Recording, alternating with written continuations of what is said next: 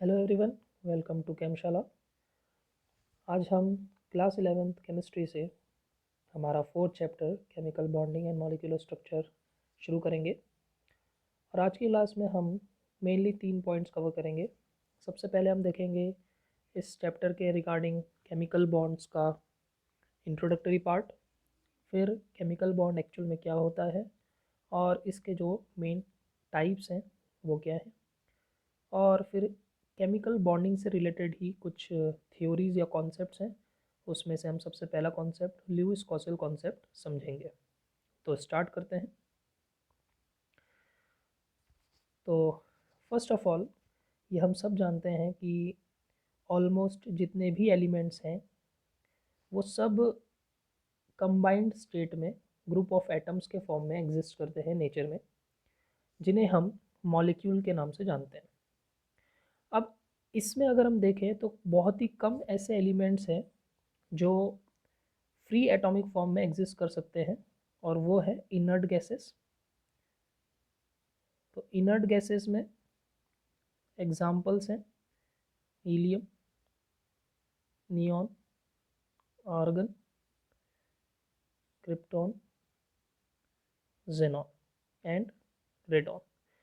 तो अगर हम इन एलिमेंट्स को देखें तो हम जानते हैं कि ये बॉन्ड फॉर्म नहीं करते और फ्री एटॉमिक फॉर्म में रहते हैं, लेकिन इनके अलावा ऑलमोस्ट जितने भी एलिमेंट्स हैं वो सब मॉलिक्यूल के फॉर्म में, या हम कह सकते हैं ग्रुप ऑफ एटम्स के फॉर्म में एग्जिस्ट करते हैं। तो अब अगर हम इनका एग्जाम्पल देखें तो हमें पता है लाइटेस्ट एलिमेंट अगर हम हाइड्रोजन की बात करें तो हाइड्रोजन नेचर में H2 फॉर्म में एग्जिस्ट करता है, यानी कि यहाँ पर हाइड्रोजन के दो एटम्स एक दूसरे से कंबाइंड रहते हैं। अगर हम कार्बन की बात करें तो कार्बन को हम अलग अलग फॉर्म में देखते हैं। मेनली ये सॉलिड फॉर्म में हम देख पाते हैं in the form of graphite, coal, diamond etcetera. और इन सब में ही ये एक 3 डायमेंशनल सॉलिड के फॉर्म में एग्जिस्ट करता है, जिसमें इसके बहुत सारे एटम्स, कार्बन के लार्ज नंबर ऑफ एटम्स एक साथ एक ही ग्रुप के फॉर्म में रहते हैं। तो अब हमारा नेक्स्ट क्वेश्चन ये है कि ऐसा कौन सा फैक्टर है जो इन सारे एटम्स को एक साथ एक यूनिट के फॉर्म में बनाकर होल्ड करके रखता है। तो इसका आंसर है फोर्स ऑफ अट्रैक्शन। तो ऑब्वियसली बात है, हम जानते हैं कि अगर हमें एक से ज़्यादा चीज़ों को एक साथ एज अ यूनिट बना के रखनी है तो उसके बीच में अगर हम कोई भी किसी भी तरह का अट्रैक्टिव फोर्स अगर क्रिएट कर दें तो वो फोर्स ऑफ अट्रैक्शन उनको एक साथ एज अ यूनिट बना के रखने में मदद करेगा। तो उसी तरह से जितने भी एलिमेंट्स हैं जो ग्रुप के फॉर्म में एग्जिस्ट करते हैं वो फोर्स ऑफ अट्रैक्शन की मदद से एज अ सिंगल यूनिट रह पाते हैं। अब ये जो फोर्स की हम बात कर रहे हैं ये जनरली इसका नेचर जो है वो होता है कूलम्बिक, और वी कैन से इलेक्ट्रोस्टैटिक। ऐसा इसलिए है क्योंकि हम जानते हैं कि एटम्स में प्रोटॉन और इलेक्ट्रॉन्स होते हैं जो चार्ज पार्टिकल्स हैं। तो जब भी कोई भी एलिमेंट के एटम्स एक दूसरे से कंबाइन होते हैं या अट्रैक्ट होते हैं तो उनमें इन्हीं चार्ज पार्टिकल्स का मेन रोल होता है। और जब दो चार्ज पार्टिकल्स एक दूसरे को अट्रैक्ट करें, हम जानते हैं, तो इस फोर्स को हम क्या कहते हैं? इलेक्ट्रोस्टैटिक और कूलम्बिक फोर्सेस। अब ये जो फोर्स ऑफ अट्रैक्शन की हम बात कर रहे हैं एक्चुअल में ये और कुछ नहीं, यही केमिकल बॉन्ड कहलाता है। ठीक है। तो अब जैसे कि हमने ऊपर कार्बन की बात करी थी, तो हम ये कह सकते हैं कि ये जो कार्बन के एटम्स हैं, ठीक है, अब इन एटम्स में चार्ज पार्टिकल्स हैं, तो जिनकी वजह से इनके बीच में कुछ ना कुछ फोर्स ऑफ अट्रैक्शन हमेशा रहता है।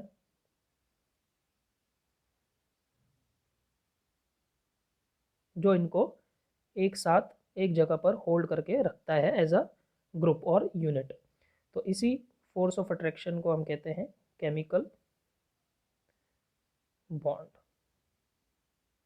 ओके, सो हम नेक्स्ट पॉइंट पे आएंगे। अब हम देखेंगे कि एक्चुअल में केमिकल बॉन्ड की डेफिनेशन अगर हम प्रॉपरली इसे डिफाइन करें तो वो क्या होगी।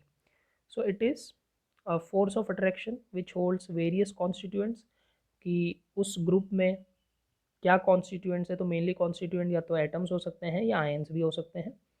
इन एटम्स को और आयंस को एक साथ होल्ड करके रखने वाले फोर्स ऑफ अट्रैक्शन को ही हम कहते हैं केमिकल बॉन्ड। अब अगर हम इसके टाइप की बात करें तो मेनली ये दो टाइप के होते हैं, ये ऑलरेडी हम अपनी लोअर क्लासेस में पढ़ चुके हैं। First is ionic bond. अब आयोनिक बॉन्ड हम किसे कहते हैं, मान लीजिए अगर हमारे पास कोई एटम है, फॉर एग्जांपल हमने सोडियम ले लिया। अब हम जानते हैं कि सोडियम का इलेक्ट्रॉनिक कॉन्फ़िगरेशन होता है 281, यानी कि इसके आउटर मोस्ट शेल में सिर्फ एक ही इलेक्ट्रॉन है, तो ये हमेशा इलेक्ट्रॉन लूज़ करना पसंद करता है। मान लीजिए इसने इलेक्ट्रॉन लूज़ कर दिया, तब ये क्या बन गया, ये बन गया कटायन। ठीक है। उसी तरह से अगर हम इसका कोई अपोजिट देखें, जैसे Cl है, तो Cl का इलेक्ट्रॉनिक कॉन्फ़िगरेशन होता है 287। अब अगर हम देखें इसके आउटर मोस्ट शेल में 7 इलेक्ट्रॉन्स है, तो ये हमेशा एक इलेक्ट्रॉन गेन करना चाहेगा। तो गेन करने के बाद अब ये क्या बन गया, इसे हम क्या कहेंगे, ये बन गया एनायन। अब ये जो कटायन है और एनायन है, ये एक दूसरे को स्ट्रॉन्ग इलेक्ट्रोस्टैटिक फोर्स की तरफ वजह से अट्रैक्ट करते हैं, जिसकी वजह से ये एक यूनिट के तौर पे क्रिएट हो जाते हैं, जिसको हम सोडियम क्लोराइड कहते हैं। तो इस एग्जाम्पल में, इस केस में जो ये कटायन और अनायन है, एक्चुअल में दोनों ही आयंस हैं, आयंस के टाइप है, तो हम कह सकते हैं आयंस के बीच में ये एक तरह का फोर्स ऑफ अट्रैक्शन क्रिएट हुआ है। तो इस फोर्स ऑफ अट्रैक्शन को हम कहते हैं आयोनिक बॉन्ड, क्योंकि वो आयंस के बीच में है। तो हमेशा आयोनिक बॉन्ड आयंस के बीच में होगा, जिसमें से एक कटायन होगा और दूसरा अनायन होगा।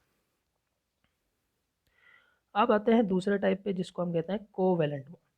तो कोवेलेंट बॉन्ड में क्या होता है, मान लीजिए अब मेरे पास एक हाइड्रोजन एटम है, दूसरा भी मेरे पास हाइड्रोजन एटम है। हम जानते हैं कि इनका कॉन्फ़िगरेशन होता है 1 1। तो अब ऐसे में अगर ये दोनों एक दूसरे के साथ बॉन्ड बनाना चाहते हैं, या फिर हम कह सकते हैं कि एक दूसरे के साथ रहकर एज अ यूनिट रहना चाहते हैं, तो दोनों को ही एक इलेक्ट्रॉन चाहिए ताकि वो अपनी डुप्लेट पूरी कर सके। तो ऐसे में क्या होता है कि ये दोनों अपना जो एक एक इलेक्ट्रॉन है वो लूज़ तो कर नहीं सकते, क्योंकि दोनों को इलेक्ट्रॉन चाहिए। तो वो क्या करते हैं, एक दूसरे के साथ वो म्यूचुअल शेयरिंग में इस इलेक्ट्रॉन को रख देते हैं, इसको कहते हैं म्यूचुअल शेयरिंग। तो अब क्या हुआ कि इस दो इलेक्ट्रॉन्स का फ़ायदा दोनों को हो रहा है, जिसकी वजह से दोनों की ही कॉन्फ़िगरेशन स्टेबल भी हो जाएगी और दोनों के बीच में एक तरह का फोर्स ऑफ अट्रैक्शन क्रिएट हो जाएगा जो उनको होल्ड करके रखेगा। इस तरह के बॉन्ड को हम कहते हैं कोवेलेंट बॉन्ड। तो यहाँ पर आयंस फॉर्म नहीं होते, ना ही इलेक्ट्रॉन एक एटम से दूसरे एटम पर ट्रांसफ़र होता है, जस्ट दो एटम्स के बीच में इलेक्ट्रॉन्स शेयर किए जाते हैं। तो ये थे केमिकल बॉन्ड के टाइप्स। अब नेक्स्ट पॉइंट पे आते हैं।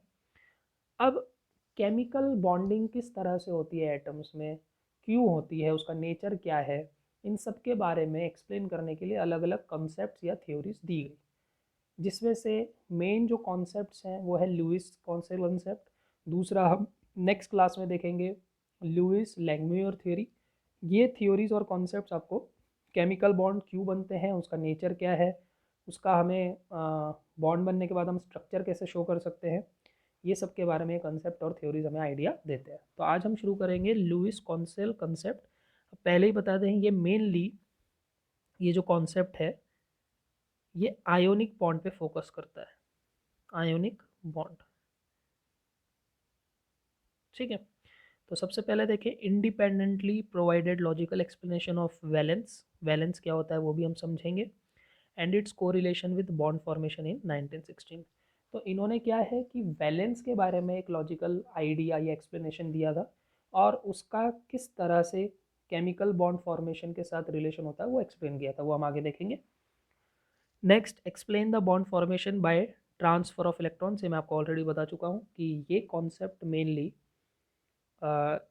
जब इलेक्ट्रॉन्स ट्रांसफ़र होकर बॉन्ड बनता है, जिसको हम कहते हैं आयोनिक बॉन्ड, उस पर फोकस होता है। तो अब इसको भी हम दो पार्ट में डिवाइड करेंगे कि ल्यूइस ने क्या कहा था, क्योंकि हमने ऊपर पहले ही लिख दिया है कि इन्होंने ये चीज़ें इंडिपेंडेंटली बताई है, ठीक है ना। तो दोनों के अपने अपने पॉइंट्स थे जो लगभग एक ही पॉइंट पर या एक ही सब्जेक्ट पर थे, इसलिए हम वन बाय वन देखेंगे कि ल्यूइस ने क्या कहा, फिर उसके बाद कॉसेल ने क्या कहा। तो ल्यूइस कंसेप्ट के हिसाब से देखिए, बहुत इंपॉर्टेंट पॉइंट है कि ल्यूइस के हिसाब से एक एटम को हम दो पार्ट में डिवाइड कर सकते हैं।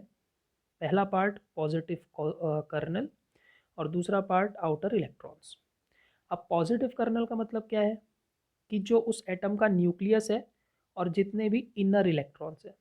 अब इनर इलेक्ट्रॉन्स कौन से होते हैं? एटम की जो सबसे लास्ट या आउटर मोस्ट शेल होती है, अगर हम उस शेल को छोड़ दें तो बाकी जितनी भी अंदर की शेल्स हैं और इलेक्ट्रॉन्स हैं उन्हें हम कहते हैं इनर इलेक्ट्रॉन्स। तो इनके हिसाब से इन्होंने क्या सोचा, इन्होंने क्या बोला कि एक एटम को हम दो पार्ट में डिवाइड करेंगे। पहला पार्ट जिसमें न्यूक्लियस और सारे इनर इलेक्ट्रॉन्स होंगे जिसको उन्होंने पॉजिटिव कर्नल कहा, और दूसरा पार्ट जिसमें सिर्फ उन्होंने आउटर मोस्ट शेल में जो इलेक्ट्रॉन्स है उसे कंसिडर किया, जिसे हम सब जानते हैं वैलेंस शेल भी कहा जाता है। अब ऐसा उन्होंने क्यों किया? क्योंकि हम सब जानते हैं कि जब भी एटम्स बॉन्ड फॉर्म करते हैं तो उसमें उनके सिर्फ वैलेंस शेल के ही इलेक्ट्रॉन्स इन्वॉल्व होते हैं, इनर इलेक्ट्रॉन्स इन्वॉल्व नहीं होते, ना ही न्यूक्लियस इन्वॉल्व होता है। इसलिए उन्होंने सिंप्लिसिटी के लिए क्या किया कि वैलेंस शेल को एक अलग पार्ट कंसिडर कर लिया, ताकि केमिकल बॉन्ड फॉर्मेशन को और कन्वीनियंटली हम समझ सकें। अगर हम नेक्स्ट पॉइंट की बात करें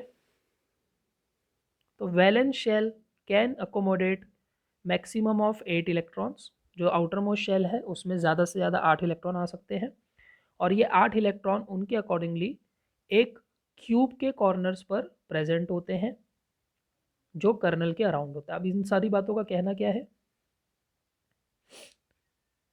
कि मान लीजिए हम सोडियम एटम ले लेते हैं।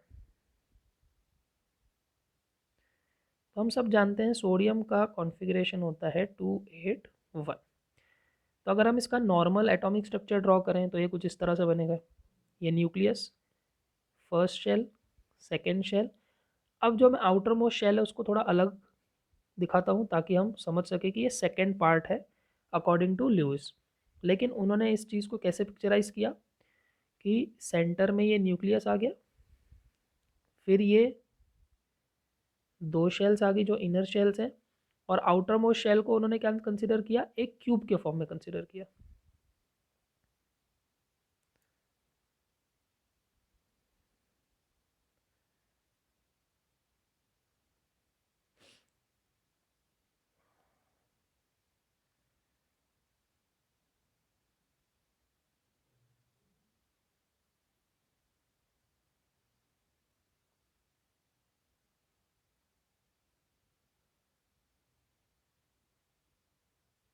ठीक है, तो ये जो क्यूब है इसके हर कॉर्नर पर एक इलेक्ट्रॉन हो सकता है, ये उनका कहना था। तो हम सब जानते हैं क्यूब के 8 कॉर्नर्स होते हैं, इसलिए मैक्सिमम 8 ही इलेक्ट्रॉन वैलेंस शेल में आ सकते हैं। ठीक है, तो ये जो हमने येलो में दिखाया है ये क्या है, वैलेंस शेल है हमारी, और हमने जो ये रेड से दिखाया है पूरा ये क्या है, उनके हिसाब से इसको उन्होंने कहा कर्नल। तो हम देख सकते हैं कि वैलेंस शेल कर्नल के अराउंड यानी उसको सराउंड कर रही है। ठीक है, नेक्स्ट पॉइंट पे आते हैं। अब देखिए नेक्स्ट पॉइंट क्या कहता है, if all the corners are occupied by electrons it is called an octet. यानी कि अगर किसी एलिमेंट के एटम की वैलेंस शेल में वो जो क्यूब है उसके सारे कॉर्नर्स ऑक्यूपाई हैं, यानी कि उसमें 8 इलेक्ट्रॉन्स हैं, तो उस स्टेट को हम कहते हैं ऑक्टेट, और वो रिप्रेजेंट करता है स्टेबल कॉन्फ़िगरेशन। यानी जिस भी एलिमेंट की 8 कॉर्नर्स ऑक्यूपाई होंगे यानी कि वो ऑक्टेट अचीव कर चुका होगा तो उसका कॉन्फ़िगरेशन स्टेबल होगा। और फिर से ऐसे एलिमेंट सिर्फ मेनली इनर्ट गैसेस होते हैं, जो हमने स्टार्टिंग में आपको बताया था। इनर्ट गैसेस ही ऐसे हैं जिनके आउटर कॉर्नर्स ऑक्यूपाइड होते हैं यानी कि वो ऑक्टेट में होते हैं ऑलरेडी और स्टेबल होते हैं। उनमें भी एक एक्सेप्शन है हीलियम, क्योंकि हीलियम के पास सिर्फ 2 इलेक्ट्रॉन है तो उनकी एक ही शेल होती है और उसमें 2 इलेक्ट्रॉन्स होते हैं, लेकिन उसे भी हम स्टेबल कॉन्फ़िगरेशन कहेंगे और उसका नाम होगा डुप्लेट। ये हम सब जानते हैं ऑलरेडी कि हीलियम के लिए डुप्लेट होता है ना कि ऑक्टेट। लेकिन इनको छोड़ दिया जाए इनर्ट गैसेस को तो बाकी सब में कहीं ना कहीं कुछ ना कुछ कॉर्नर्स हमेशा वैकेंट रहते हैं इन ग्राउंड स्टेट और एटॉमिक फॉर्म। अब नेक्स्ट पॉइंट क्या है, atoms tend to attend octet by transfer of electrons, यानी इनके अकॉर्डिंगली हमेशा जो भी एटम्स के कॉर्नर्स खाली रहेंगे वो उस कॉर्नर्स को हमेशा फुल करने की कोशिश करते हैं, और ये वो ऐसा इलेक्ट्रॉन के ट्रांसफ़र से करते हैं, यानी कि या तो इलेक्ट्रॉन देते हैं या लेते हैं, जो भी उनकी नीड है, जो उनको आसान पड़ता है उस हिसाब से। और इसी ट्रांसफ़र के दौरान आयोनिक बॉन्ड का फॉर्मेशन होता है। ठीक है,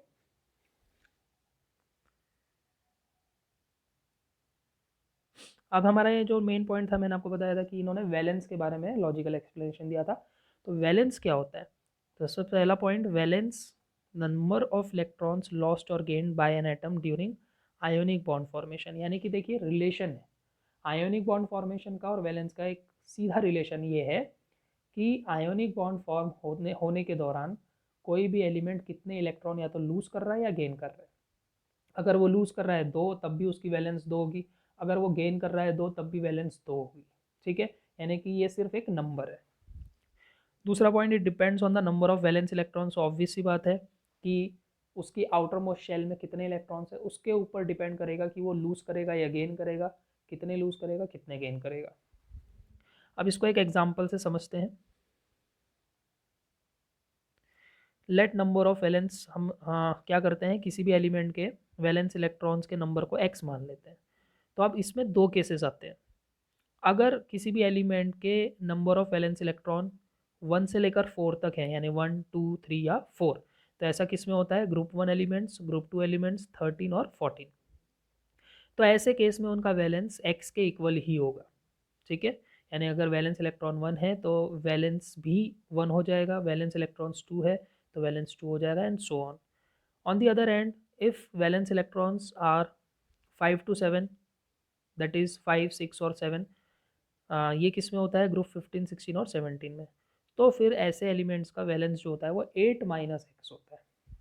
तो नीचे हम इसको रिप्रेजेंट करते हैं, देखिए इसमें हमने ग्रुप दिखा है 1 2 13 14 15 16 17।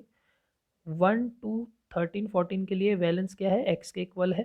तो अब हमको अगर सबसे पहले देखना है कि वैलेंस इलेक्ट्रॉन कितने हैं, तो हम सब जानते हैं ग्रुप 1 एलिमेंट में वैलेंस इलेक्ट्रॉन 1 होता है, 2 में 2 होता है, 13 में 3 होता है और 14 में 4 होता है। तो ऐसे केस में इनका वैलेंस डायरेक्टली उसी के इक्वल हो जाएगा, 1 2 3 और 4। ठीक है, यानी कि ये इतने इलेक्ट्रॉन्स लूज करेंगे हमेशा। इससे हमें ये आइडिया मिलता है। अब अगर हम 15 16 17 की बात करें तो इसमें वैलेंस किसके इक्वल है, 8 माइनस एक्स के इक्वल है। तो ऐसे में अगर हम ग्रुप 15 में वैलेंस इलेक्ट्रॉन्स की बात करें तो होते हैं 5, 16 में 6, 17 में 7। तो ऐसे में हम क्या करते हैं, 8 माइनस एक्स। तो अगर हम 8 माइनस 5 करेंगे तो वो हो जाएगा 3, 8 माइनस 6 करेंगे तो होगा 2, और 8 माइनस 7 करेंगे तो होगा 1। तो ये जो आपको दिख रही है ये क्या है, ग्रुप वैलेंस, यानी कि जो मोस्ट कॉमन वैलेंस सारे एलिमेंट्स दिखाते हैं वो है। ठीक है, तो हम देख सकते हैं कि आयोनिक बॉन्ड फॉर्मेशन जो होता है वो हमेशा किस पे डिपेंड करता है, वैलेंस पे डिपेंड करता है। ये उन्होंने उसके बीच का रिलेशन डिराइव किया। और last, hence ionic bond is also called as electrovalent bond, इसीलिए आयोनिक बॉन्ड को हम इलेक्ट्रोवैलेंट बॉन्ड भी कहते हैं, क्योंकि वैलेंस के हिसाब से ही वो इलेक्ट्रॉन्स का ट्रांसफ़र करते हैं। नेक्स्ट पॉइंट पे आएंगे। अब इसी में एक पॉइंट आता है लुईस सिंबल्स। तो ये भी आप ऑलरेडी जान चुके हैं, लुईस सिंबल का मतलब क्या होता है, ये एक बहुत ही सिंपल नोटेशंस हैं, शॉर्ट नोटेशंस हैं एलिमेंट्स की, जो हमें हेल्प करती है, उनके वैलेंस इलेक्ट्रॉन्स के बारे में आइडिया देती है। और जब भी किसी दो एलिमेंट्स के बीच में आयनिक बॉन्ड फॉर्म होता है तो उस बॉन्ड फॉर्मेशन को रिप्रेजेंट करने के लिए भी हम इन सिंबल्स को यूज़ कर सकते हैं। तो अगर हम इसके एग्जांपल्स देखें तो फॉर एग्जांपल मुझे सोडियम का लुईस सिंबल बनाना है। तो सबसे पहले हम क्या करेंगे, उसका जो नॉर्मल केमिकल सिंबल है वो लिख देंगे, और उसके वैलेंस शेल में जितने भी इलेक्ट्रॉन होंगे, हमें पता है इसमें सिर्फ 1 होता है, तो उतने ही डॉट्स उसके अराउंड हम ड्रॉ कर देंगे। तो ये हो गया सोडियम का लुईस सिंबल। इसी तरह से अगर हम हाइड्रोजन की बात करें तो उसमें भी एक ही डॉट आएगा। अगर हम क्लोरीन की बात करें तो क्लोरीन में 7 इलेक्ट्रॉन्स होते हैं तो 7 आ जाएगा, सॉरी 7 आ जाएगा। अगर हम ऑक्सीजन की बात करें तो ऑक्सीजन की वैलेंस शेल में 6 होते हैं तो 6 डॉट्स आ जाएंगे। तो ये सब क्या है, लुईस सिंबल्स है। तो हम इसमें सिर्फ वैलेंस इलेक्ट्रॉन्स को ही लिख रहे हैं, जिससे कि हमें आइडिया मिल सके कि जब ये एलिमेंट्स आयनिक बॉन्ड बनाएंगे तो कितने इलेक्ट्रॉन्स लूज करेंगे या गेन करेंगे। अब लुईस सिंबल्स का सिग्निफिकेंस यानी इंपॉर्टेंस क्या है मैं ऑलरेडी बता चुका हूँ कि पहली बात तो ये ग्रुप वैलेंस जानने में मदद करते हैं, और दूसरा फॉर्मेशन ऑफ आयनिक बॉन्ड को ये रिप्रेजेंट करने में मदद करते हैं। नेक्स्ट पॉइंट पे आएंगे, ये है हमारा इसी कॉन्सेप्ट का second part, that is Kossel approach. तो कॉसेल ने भी आयनिक बॉन्ड के लिए कुछ पॉइंट्स दिए थे, वन बाय वन हम देखते हैं। In periodic table highly electronegative halogens and highly electropositive alkali metals are separated by noble gases. इनका कहना ये है, हम सब जानते ही हैं कि अगर हम ग्रुप 17 की बात करें पीरियोडिक टेबल में, फिर 18 की बात करें तो 18 के बाद और कोई ग्रुप नहीं होता, सीधा फर्स्ट ग्रुप आ जाता है। तो अब ये फर्स्ट ग्रुप को हम कहते हैं अल्कली मेटल्स और 17 को हम कहते हैं हेलोजेंस। तो इन दोनों में सिर्फ एक ही एलिमेंट का डिफरेंस है, वो है इनर्ट गैसेस, ठीक है। और ये होती है स्टेबल, और ये दोनों होते हैं हाईली रिएक्टिव। ये दोनों क्या होते हैं, हाईली रिएक्टिव।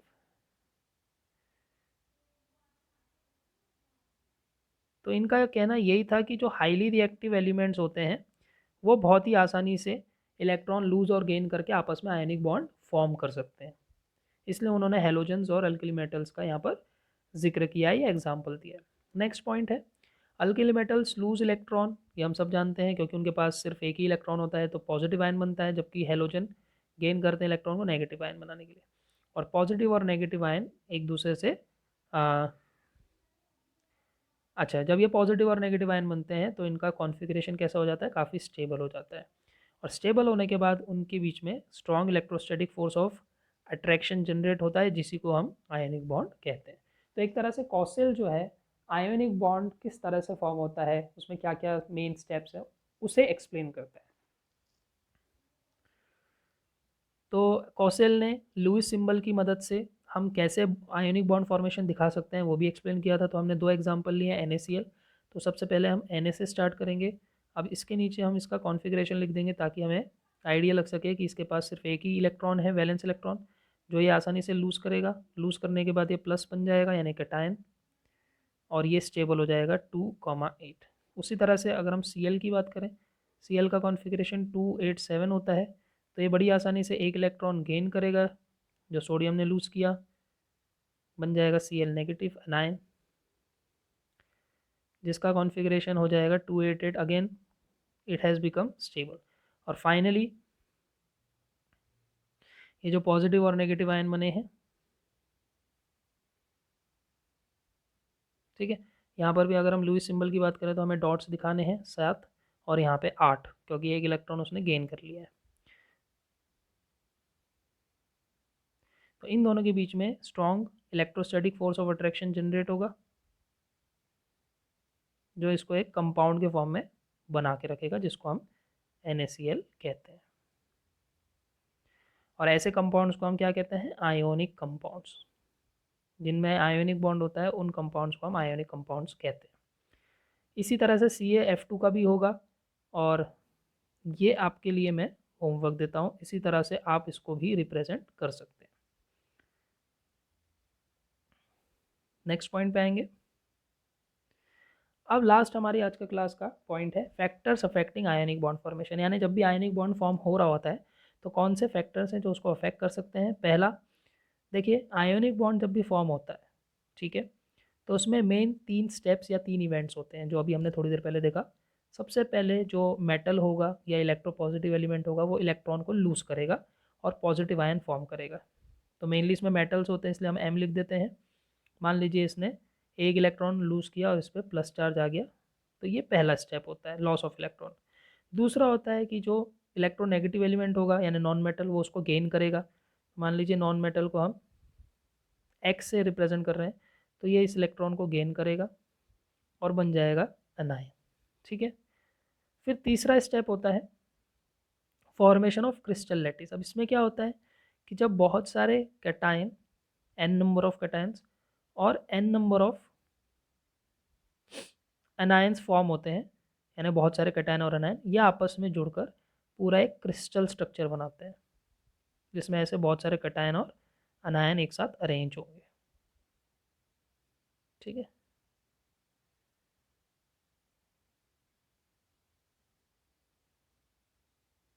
इस तरह से।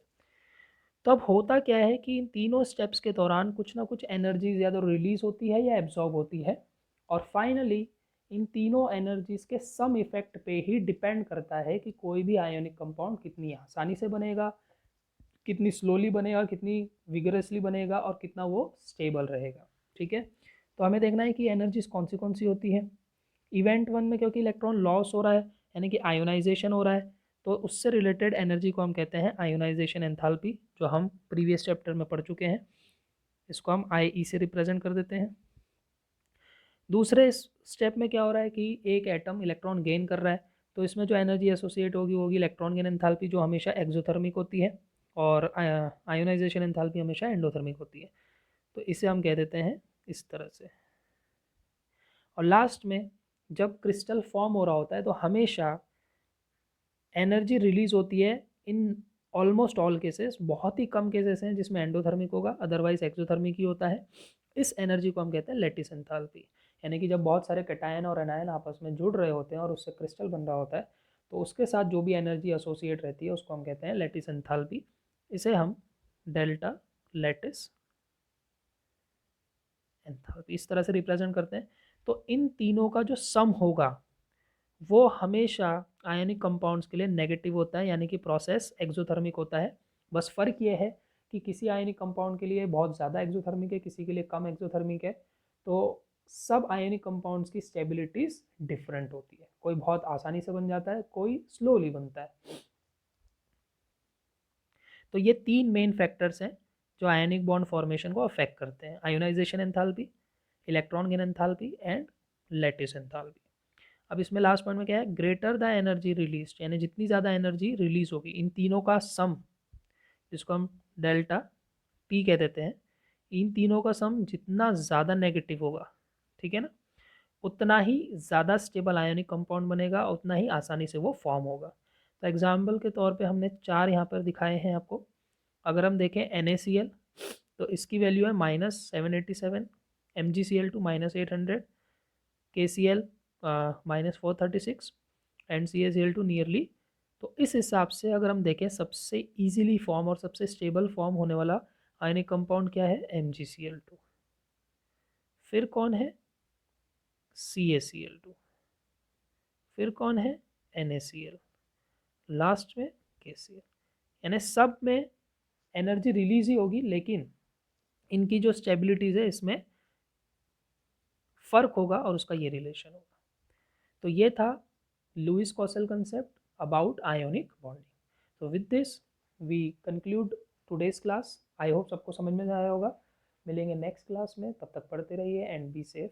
Thank you.